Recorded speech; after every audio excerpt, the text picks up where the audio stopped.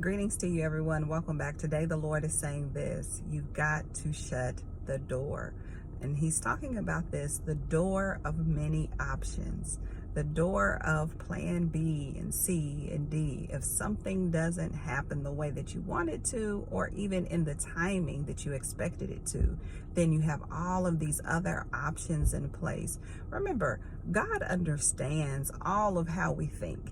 He knows that sometimes we're trying to self-protect, or He knows that we're not fully trusting Him. Really, that's what it is when we have all of these other options in place. And so He's training you on how to relinquish that control and trust Him with the instruction that He has given you. Now, we also know that it's not that God is against planning per se. It's not that He's against us having measures in place, but this is the key. When God instructs you, He wants you to follow through and trust that instruction from Him completely. Okay? And if there's anything that He does need you to do that is either connected, or if it doesn't even have to necessarily be connected to that instruction, but if there's something else that He does want you to have in place, to have in order, to have this prepared, He'll let you know that too. But there are too many options where you're leaving these doors wide open. And what you don't know that you're doing is that you are reinforcing the notion to not depend on God.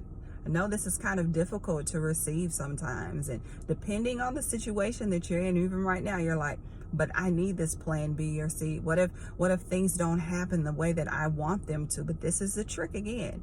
You have to pay attention, because the trick is that you're depending on it not working out when you start to move in that way. So notice the difference of planning the way that God wants you to, okay, versus planning because you're depending on something not working out.